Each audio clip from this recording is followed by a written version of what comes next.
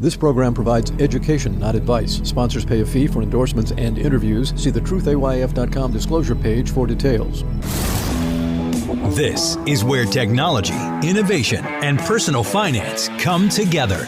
This is The Truth About Your Future with Ric Edelman. Brought to you by Global X ETFs, dedicated to providing investors with unexplored intelligent solutions, and by Invesco QQQ, a fund that allows you to access the innovators of the NASDAQ 100. Invesco.com/QQQ.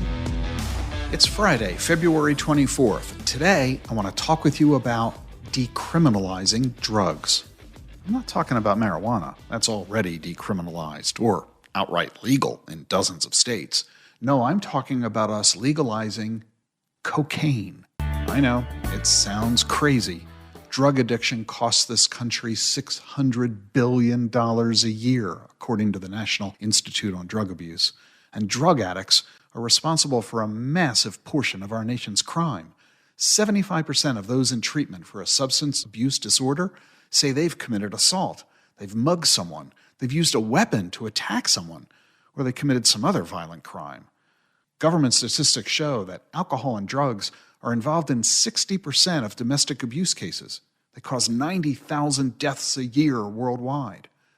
More than half the people who abuse their elderly parents are addicts or alcoholics. And every year, 300,000 victims of violence say their attackers were under the influence of alcohol. And alcohol is involved in 32% of all murders in the U.S. 60% of the people who get arrested test positive for illicit drugs or alcohol. It's no surprise that 80% of prison inmates abuse drugs or alcohol. Half of inmates are clinically addicted. And after they get released, 80% of them commit crimes all over again. 95% of them get sent back to prison. But here's the thing. People who have drug or alcohol addictions are not evil people. They themselves are victims. They didn't choose to become an alcoholic or a drug addict. These are desperate, scared individuals. 25% of them commit suicide. Yeah, you're 14 times more likely to kill yourself if you abuse drugs or alcohol than the rest of the population. Yeah, more than 50% of suicides are by people who have dependency on drugs or alcohol. 70% of teenage suicides are associated with drug and alcohol use. I'm not saying that the victims of the crimes that addicts commit aren't victims. They certainly are. I'm just saying that these criminals are victims too. There's not good guy versus bad guy. They're all good guys. All of them. Not like we haven't been trying. We've had a war on drugs for 52 years. It was 1971 when President Richard Nixon created the War on Drugs. America's public enemy number one in the United States is drug abuse. That led to the creation of the DEA, the Drug Enforcement Administration. We were still in Vietnam, and according to one report at the time, 15% of U.S. soldiers in Vietnam were addicted to heroin. Has the situation gotten any better? Are we now winning the war on drugs? I don't think so. 20 million U.S. adults have a substance use disorder today. Like I said, people with drug problems are pretty likely to get arrested. If you get convicted of a drug offense, in a lot of states you don't just go to jail. You lose your driver's license, which means when you get out of jail, you can't drive. You lose your professional licenses, which means you can't work. You lose your eligibility for food stamps, which means you can't eat. You lose your eligibility for public housing, which means you have nowhere to live. And you lose your ability to vote, which means you can't elect people who are willing to change the law. There's also pretty strong evidence that there's racism going on in the war on drugs. Blacks are 16% of the population, 13% of drug users, according to national data. But black drug users are 35% of drug arrests, 55% of convictions, and 74% of those who are sent to prison for drug crimes. Relative to the proportion of the population, blacks are 13 times more likely than other races to wind up in prison. Clearly, something is wrong with this war on drugs. And it's not just blacks that have something wrong going on. In 2021, 108,000 people died in the U.S. from drug overdose, an all-time high. You know all about the opioid crisis and the fentanyl crisis and the crack cocaine crisis and It just goes on and on. Well, that was the past. This is a podcast about the future. So let me tell you about the future of our war on drugs. We're going to win it. Partly because of a change in our attitudes about the war on drugs, and partly because of innovations in exponential technologies. First off, many people are now arguing that drug abusers should get treatment, not prison. There are a lot of reasons for this. Prison just gets you off the streets for a while, and then you get back on the streets, and when you do, you go right back to using drugs, right back to committing crimes. But if you get treatment, you get off drugs, and you stop committing crime. The Substance Abuse and Mental Health Services Administration says the longer you stay in treatment, the more likely you'll stay off drugs. In a study of addicts who got treatment instead of prison, 16% of those who got treatment were rearrested versus 44% who went to prison. And we spend $24,000 a year on every inmate, but we spend just $900 to give somebody treatment. We get better results from treatment at a fraction of the cost. And here's the shocking statement. Ready? It's time to legalize drugs. That's not me saying this. That's Harvard economist Jeffrey Miron. He says legalizing illicit drugs would save the United States $65 billion a year. The Rand Corporation says drug cartels would lose a fifth of their annual income, and we would generate a new source of tax revenue, just like we get from cigarettes and alcohol and gambling. You'll find politicians from Central America to Europe all saying we should legalize drugs. But won't legalizing drugs just cause more people to use them? And won't that just produce more addicts and therefore more violent crime and suicides? Not necessarily. And the reason is exponential technologies. Researchers now believe they can cure addiction. They've identified the gene that causes it. It's called ARC, Activity Regulated Cytoskeleton. And they're now using CRISPR gene editing technology to remove this gene from the DNA. So far, the scientists have done this in studies involving rats. They've succeeded in decreasing addiction in those animals. And get this, it's not just drug addiction that they're going to cure, it's all addiction. Alcohol addiction, shopping addiction, gambling addiction, sex addiction. They're even going to cure anxiety and other psychiatric disorders. It doesn't matter what your compulsion is, it's all caused by a problem gene in your brain. Fix or remove that gene, and the compulsion disappears. At the National Institute on Alcohol Abuse and Alcoholism, and the Veterans Administration, and at the University of Chicago, researchers are using stem cells to cure addiction. They treated mice and then gave them lethal doses of cocaine. Instead of dying within 5 minutes, the treated mice were totally fine. Exponential technologies. That's how we're going to win the war on drugs. And by the way, if you'd like to invest in something along these lines, consider the Global X Genomics and Biotech ETF. The symbol is GENOM, G-N-O-M. You can learn about it from your financial advisor or visit globalxetfs.com. The link is in our show notes on today's podcast. Coming up next, our conversation with Amy Florian on helping your clients who are grieving. Stay with us. Legalize it.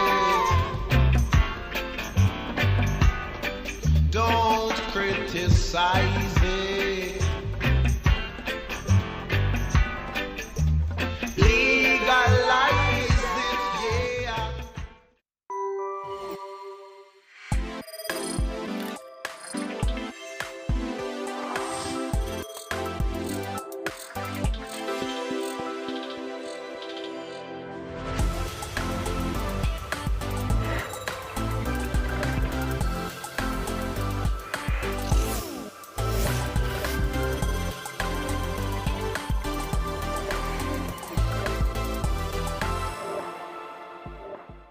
What do all the greatest innovations have in common? Agents of innovation. Ordinary people who shape the future by putting their money behind the right ideas. Invesco QQQ is a fund that allows you access to innovators of the NASDAQ 100. So you don't have to be an inventor to help create what's next to come. Be an agent of innovation with Invesco QQQ. Learn more at Invesco.com/QQQ. There are risks when investing in ETFs, including possible loss of money. ETFs risks are similar to those of stocks. Investments in the tech sector are subject to greater risk and more volatility than more diversified investments. The NASDAQ 100 Index comprises the 100 largest non-financial companies on the NASDAQ. You can't invest directly into an index. Before investing, carefully read and consider fund investment objectives, risks, charges, expenses, and more in the prospectus at Invesco.com. Invesco Distributors, Inc. Did you know Schwab offers a satisfaction guarantee? If for any reason you're not completely satisfied, Schwab will refund your fee or commission and work with you to make things right. You won't find that kind of promise everywhere, but you will find it at Schwab. It's just another way that they put clients' interest at the heart of everything they do. Learn what's included and how it works at schwab.com/satisfaction. That's schwab.com/satisfaction.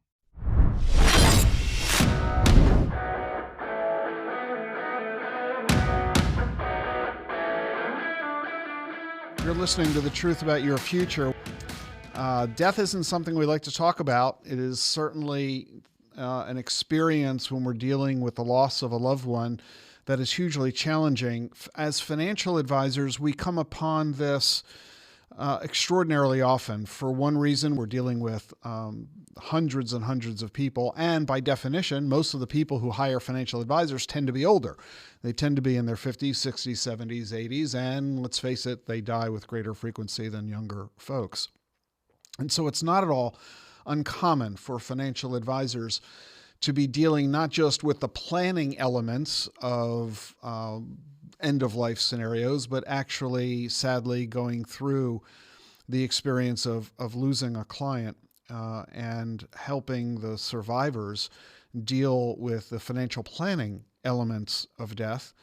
But what about the human element? What about the grief process itself? I'm very happy to welcome onto the program an expert in this subject. She is Amy Florian, the CEO of CoreGenius. Amy is the author of hundreds of articles, 2 award-winning books. She is the recipient of numerous awards, been featured in the Wall Street Journal, CNBC, Forbes, and others. Her new book, No Longer Awkward, Communicating with Clients Through the Toughest Times of Life. Amy, I'm really glad that you're with us here on the show today. I'm delighted to be here, Rick. Thanks.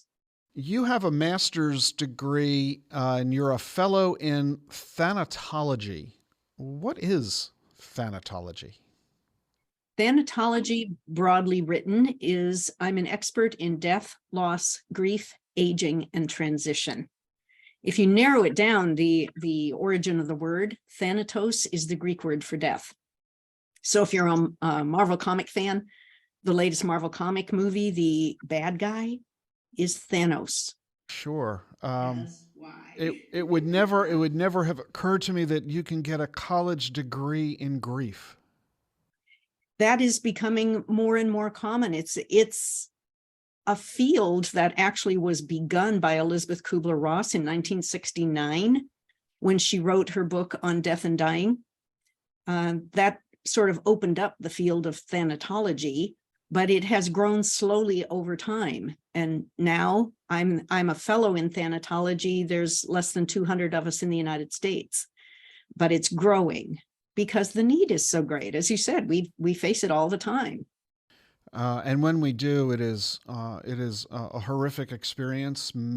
I think many of us have had the experience of grief. Talk about, though, perhaps can you define it? What exactly is grief? When does it happen? Well, this is a misconception. Everybody thinks grief comes from a death, and it does, but it's actually far more pervasive than that. Grief is actually triggered whenever there's a break in an attachment. Whenever we have to leave behind something we like about our life, we're familiar with it, we're attached to it, and we have to go forward and learn how to live without it, that triggers grief. So yeah, death triggers grief. That's a big one. So does divorce. So does becoming estranged from a family member. And even if you set aside family issues, how many people have become estranged from others in the last few years because of the political polarization in our country. If a pet dies, if your role changes, when the adult child now has to parent their parent, and they both grieve for the change in role, a loss of material possessions, a house it burns down in a wildfire, it's damaged in a hurricane, or it's robbed, or you know how attached people are to their money. For sure. Market volatility, inflation, people are grieving. Or loss of function, like from aging or accidents or illnesses, those progressive illnesses that rob us of function inch by inch. Loss of plans or dreams, like you start a business and it fails, or infertility, or even shattering of faith in the institutions we believe in our country, when we lose faith in our government or lose faith in the healthcare system. Actually, even positive transitions trigger grief, and most people don't realize this. This is really important. A financial advisor has a client who retires. Throw a party, right? Happy. But look at everything they have to leave behind in order to retire. Their status and title and prestige, their role, the relationships, the colleagues they associated with on a daily basis. I mean, how many people in your profession, Rick, do not want to retire because they'd have to leave all that behind? And you're absolutely right. And most financial advisors I know you would ordinarily say are at retirement age have no intention of stopping what they're doing for exactly those reasons. And we counsel clients all the time who are facing that transition when they're forced out, because unlike financial advisors who can choose when to quit, airline pilots have mandatory retirement at 65. So many occupations, you're done, if not because your employer's kicking you out the door, because you're no longer physically able to perform the tasks. A surgeon whose fingers get unsteady is no longer a surgeon. And so, yeah, it could be thrust upon you, and timing may not be of your choosing. Your circumstances may not be prepared, and I can imagine very clearly how you're describing that grief would be the reaction. A lot of the losses we have, we're actually not prepared for. Even the things that you can't hit the golf ball as far anymore. You need bifocals, you need assistance with walking. Are we really prepared for those things? I mean, we're all, especially with everything that's happened in the past several years, we're awash in grief. And we're all having the normal, natural, there's nothing wrong with a person who's grieving. They're not sick. The job is not to fix them. The job is to companion them wherever they are. You mentioned that grief, even when it's anticipated, nevertheless arises. And we hear that all the time of people who lose a loved one to cancer, a long debilitating illness, or ALS, or Alzheimer's. Even though you know it's coming, when it finally does occur, the grief is overwhelming. The preparation didn't really seem to do you any good, did it? Yes and no.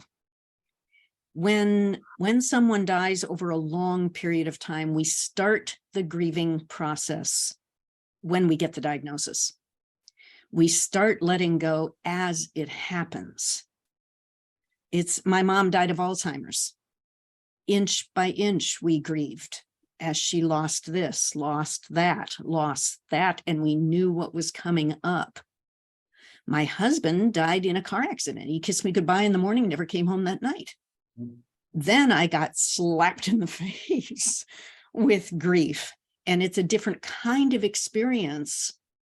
But it's still grief, just that I didn't start the grieving process because I had no warning.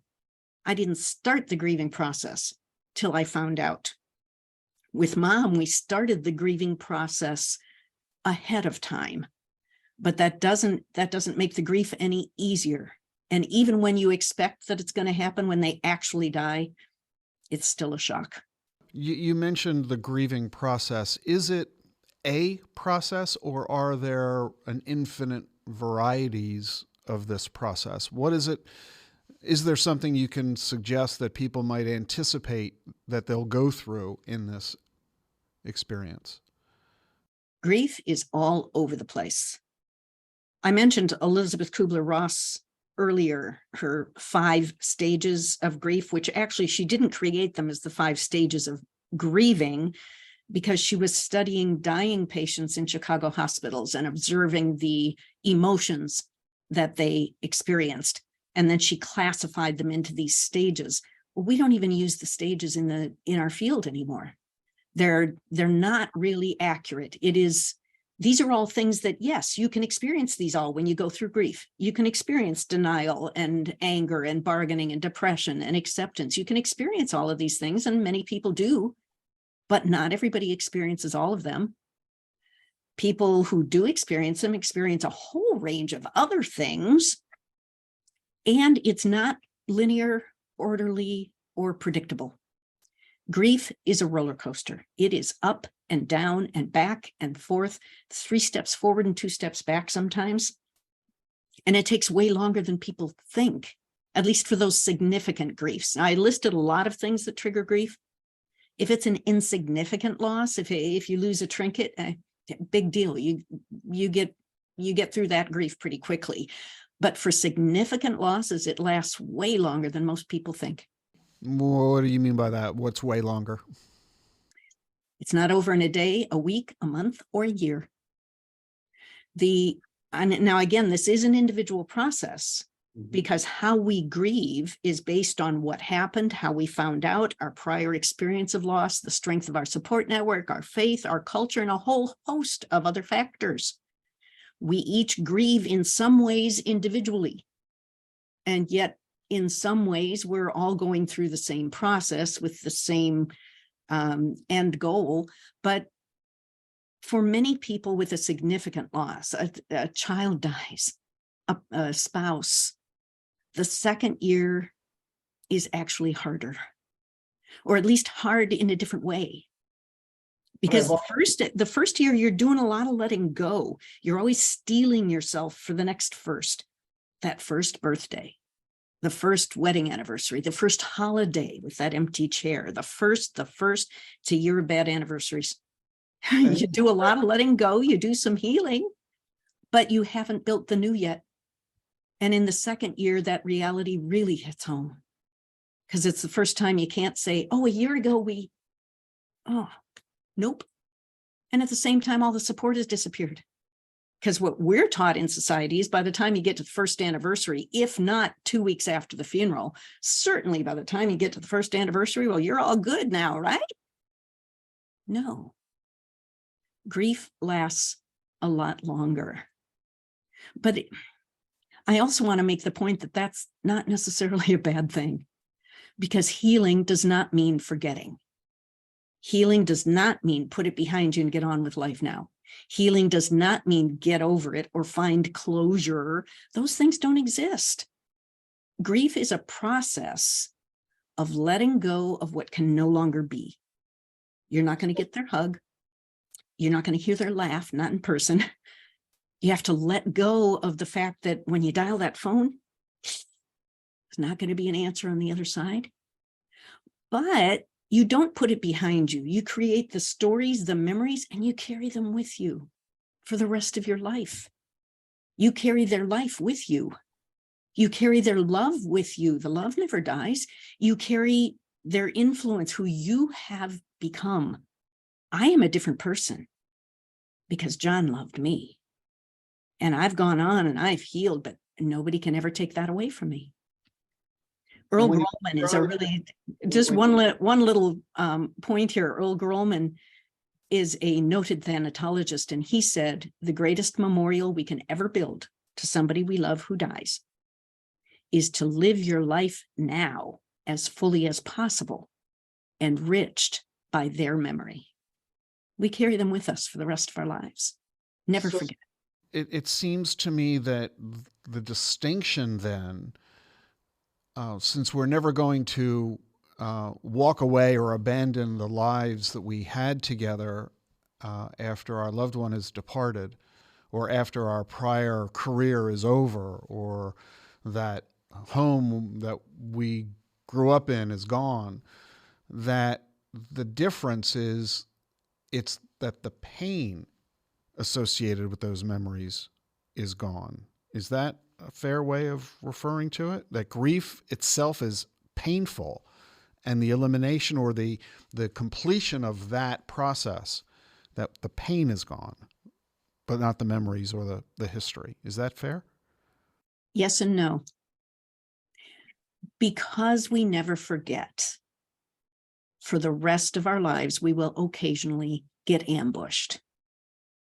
Sometimes it'll be something you don't expect. You walk in the store and that song is playing on the PA, and maybe you've heard that song 50 times, didn't do a thing. But that day, depending on how tired you were, what day it was, what somebody said, it just grabs you and you're sobbing in the aisle. Totally unexpected. Other times it'll be things that you know are coming up. The wedding without that parent walking down the aisle, even if it's been years, it still hurts. The grandchild is born and one of the grandparents isn't there to see it. The things that happen in life and we miss them again. We never reach that final closure. There's never a point when you can say, oh, there, I'm all healed. I will never wonder what life would be like if they were still alive. I will never miss them. I will never cry again. We don't do that. So the pain is not defining our life. The pain is not controlling our emotions. The pain is greatly, greatly diminished, but every once in a while it pops up because we don't forget. I mean, think about 9/11.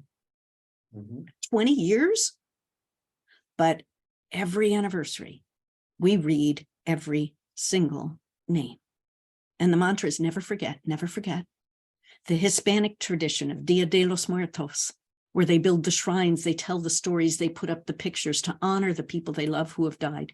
The Asian tradition of leaving food for the ancestors. This is all healthy stuff. We're not supposed to forget. We carry them with us. We heal.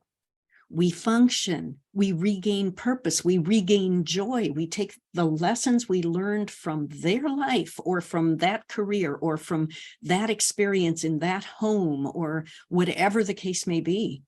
We take that with us and it becomes a part of the fabric of who we are and the fabric of what we have to offer to the world.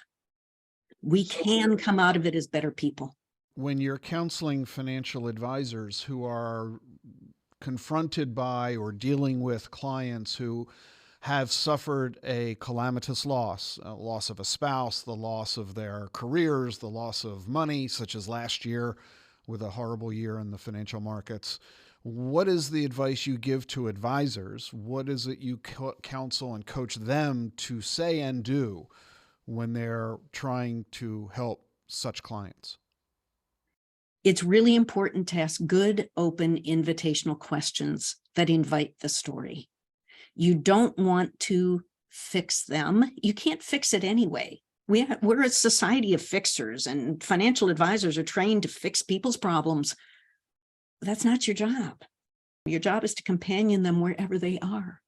So you got to find out where they are. So you ask good, open, invitational questions. You really, really listen. You learn to avoid the mistakes that everybody makes. The easy example, don't ask a grieving client, how are you?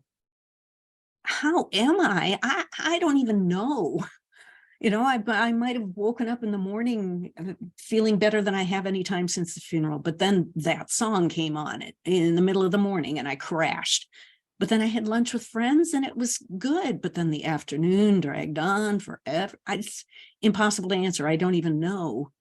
And yet it's the most common question people ask. How are you? I think it's because people are trying to demonstrate a care and concern, but don't know what to say or do. And out comes this rather silly question that serves no useful purpose. And, you know, grieving clients know it's the standard thing that everybody asks. And they also know that 90% of the people who ask don't really want to know. So if you ask the standard question, how are you? You're going to get the standard answer. Oh, I'm fine. Thanks. Thanks for asking. I'm fine. No, they're not. I've heard fine so often, we've turned it into an acronym. FINE means frightened, insecure, neurotic, and exhausted. Because that's what grief feels like. So if a client says they're fine, you can say, oh, you know what fine means, don't you? You tell them and it gets a chuckle, breaks the tension. And then you can follow it up and say, besides, fine is the standard answer people give when they think you don't really want to know. I will always listen to the truth, even when it's hard. So would you like to tell me what's really going on? Would you like to tell me? You open the door, you always follow their lead because they may not want to tell you right then or whatever, but you open the door and you invite them to tell you. And most of the time they're going to, because grieving people are so hungry to talk to anybody who's willing to listen. But if you want a totally different question besides how are you, keep it more time limited. What kind of a day is it for you today? Is this an up day or a down day or an all over the place day? Do you hear the difference? I mean, you didn't ask the standard question, so maybe you really do want to know. Plus, you have a clue what I'm going through. You understand that some days are up and some days are down and some days are all over the place. You get me. I think I can talk to you. When you're going through these conversations, it seems to me that you therefore must be prepared to spend time. Because, how are you is a two-word answer, I'm fine, which we all know is nonsense. But if you're going to go beyond that, you're going to be in a conversation that could be rather extended, not just right then and there, but in subsequent follow-up conversations as well. Right. Always allow time for grieving clients. Now, that's not a bad thing. The studies that Dr. Harvey Chochinov did a study found out that when people are allowed 40 to 60 minutes of talking about what they're going through in their life, it actually decreases their levels of suffering and depression. So your client's going to walk out of your office feeling better because you listened to them. People need to be heard. So allow extra time for the appointments when a client is grieving. Now, if they don't want to talk, because you always open the door and follow their lead, if they don't want to talk, you might end them meeting early, but chances are they're going to want to talk. Is there anything that you are recommending that advisors do in the terms of advice? Any actions that you recommend? For example, if you're teaching advisors how to help grieving clients, the clients themselves are going through this grief often for the first time themselves. They've never lost a spouse before. They themselves don't understand what they should be expecting in terms of their grieving, in terms of what it means emotionally, what it's going to mean chronologically. Is there anything that you're suggesting that advisors say and do with their clients beyond merely listening? Well, in my book, No Longer Awkward, Communicating with Clients Through the Toughest Times of Life, I've got a chapter of over 100 different texts you can write in condolence cards. I've got 90 different books that I have vetted that you can give or recommend to clients. Or my client version of No Longer Awkward is called A Friend Indeed, Help Those You Love When They Grieve. So you can give that to clients and say, you're not the only one grieving. Your whole family's grieving, your friends, the coworkers. This book has a lot of good information in it, helps you understand the grief a little better so you can all support each other as you go through it. Things like that. Offer books or valid information at the same time as learning as much as you can about grief and grief support yourself so that you really can be there for them. Financial advisors get an awful lot of training, but I'm not so sure that I can recall any particular programs that focused on training in grief support. It would seem that this is becoming, as our clients and our overall population are aging, that this is, and therefore closer to death, that this is becoming increasingly important. Are you finding much reception to the type of training that you're offering to advisors? I'm finding tremendous reception. Sometimes I will have advisors say, wait a minute, where were you 35 years ago when I started my career? My master class awards 18 CE credits. I do in-office training. I do client events. Everything that I teach is certified for CE credits. Clients and prospects have their choice of whoever they want. Who are they going to choose?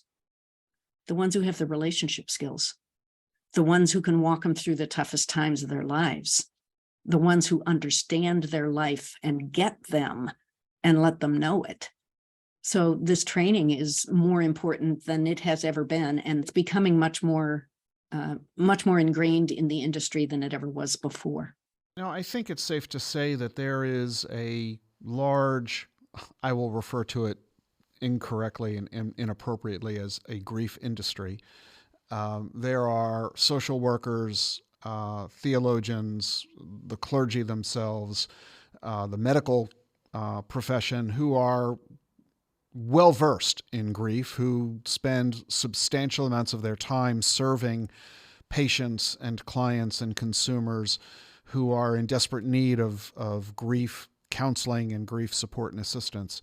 But that is what I'll call, again, inappropriately, B2C. That's directly from the expert to the individual who needs it. What led you to recognize the combination of opportunity and need for delivering grief counseling and training to advisors who are the intermediaries between you and the one grieving? What led you to go to the advisory community and to say, hey, you financial advisor, you need to learn how to help your client who's grieving? How'd you do that? The first whole chunk of my career was working with those fields that you're talking about. And you know what? You'd be amazed at how little clergy often know about good grief support. They often alienate people or say all the wrong things because they aren't taught. In seminary, they're not taught grief support. So many of them are not so good as they think they are or that people assume they are. The medical profession, doctors are not trained in how to tell people that diagnosis or how to talk to the family in the waiting room after someone died on the table. They don't know how to do that. There's a lot of bad advice or a lot of lack of expertise out there that you wouldn't really expect. But how did I get into this? I have a friend who's a financial advisor, and about 15 years ago, he was having dinner over at my house, and he said, Amy, I've never asked you a professional question before, but you know what? I realized that when clients call, I pick up the phone, I say, hi, how are you? He said, I've got a client. They've been my clients for almost 40 years, and his wife died, and he's coming in next week. And when I see his number come up on the phone, hi, how are you? Are you kidding me? But I don't know what to say, so I let it go to voicemail. What do I say? Amy, can you coach me through this? And what am I going to say when he walks into my office next week? So I coached him through it. And he said, oh my gosh, do you realize every financial advisor in this country needs to know what you know? This is gold. So he started introducing me to people. In fact, one of the first things he did was he took me to the Morningstar conference. They wouldn't let me into the sessions because I wasn't a financial professional, but they'd let me into the exhibit hall. So he walked with me booth to booth to booth and said, you need her. You need what she knows. You got to hire her. And a few people listened. And publications said, well, I don't know, this is really different. Why don't you write me an article? We'll see how it goes. When I started teaching, people realized how valuable it was, and it kept going and going and going and going. And I think, I like to believe that I created a movement in this industry to help people get grief support skills so that they really can build those relationships with their clients. I still do some of the other work too, but I do an awful lot of work in the financial profession with advisors, with offices in lots of different capacities. I think it is safe to say that you have been a pioneer in this field, and it's been a pleasure to talk with you. We've been hearing from Amy Florian. She's the CEO of CoreGenius. You can learn about the services she provides to financial advisors and also resources for consumers as well at CoreGenius.com. And I encourage you to read her new book, No Longer Awkward, Communicating with Clients Through the Toughest Times of Life. Amy, thank you so much for being with us today. You are most welcome, Rick. It's been a pleasure.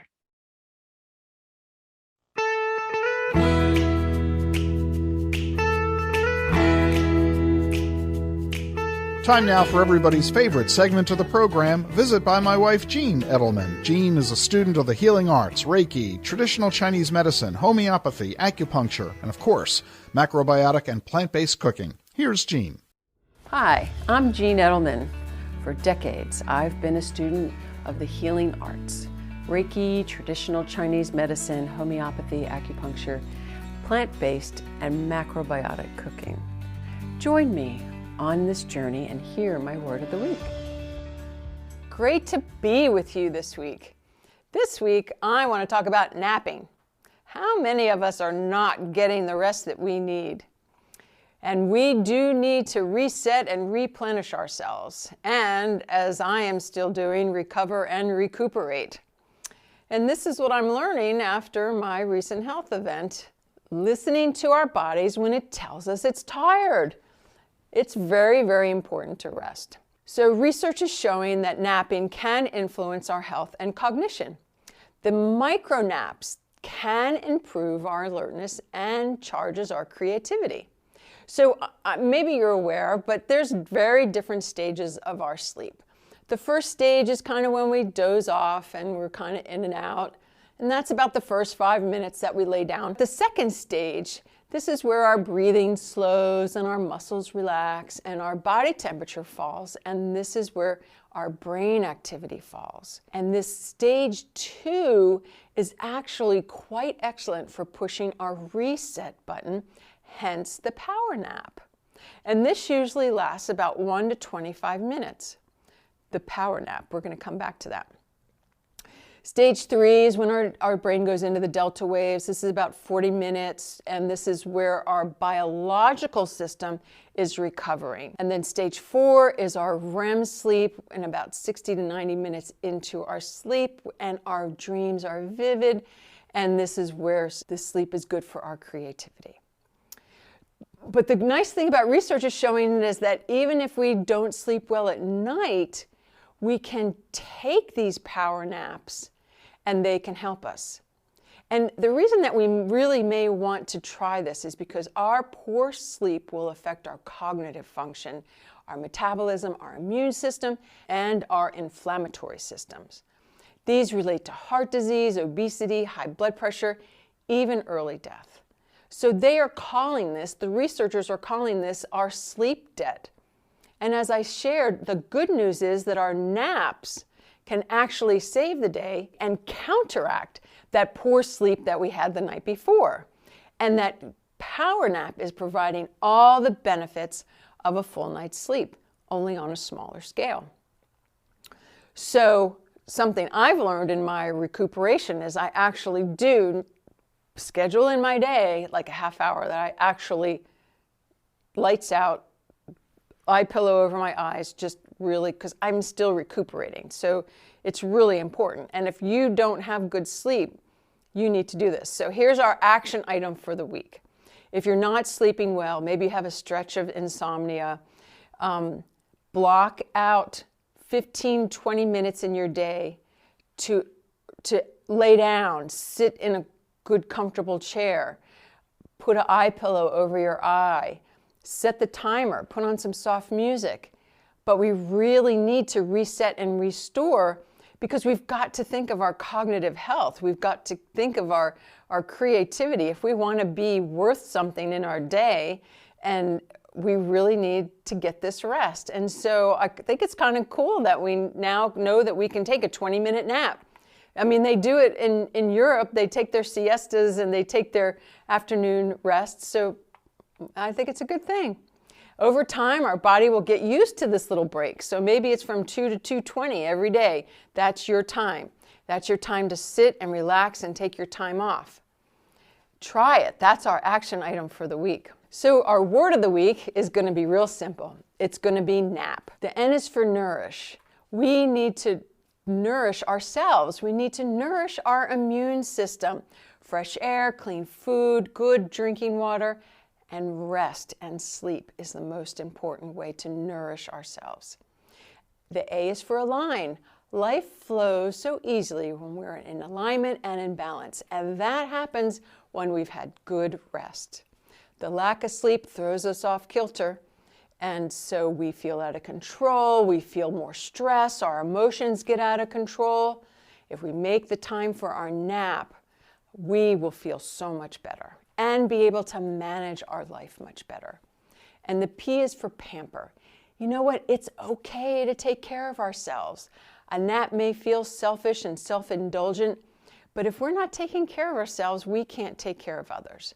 And we must be in prime form every day. We do this by making sure we have our rest. So I'm giving each and every one of you permission to pamper yourselves and take a nap. Have a great week, everyone.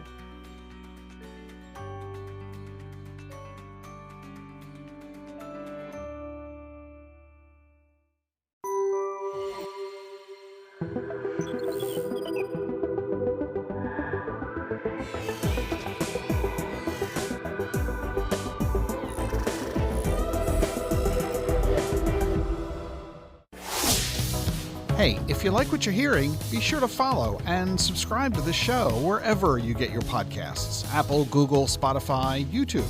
And remember, leave a review on Apple Podcasts. I read them all.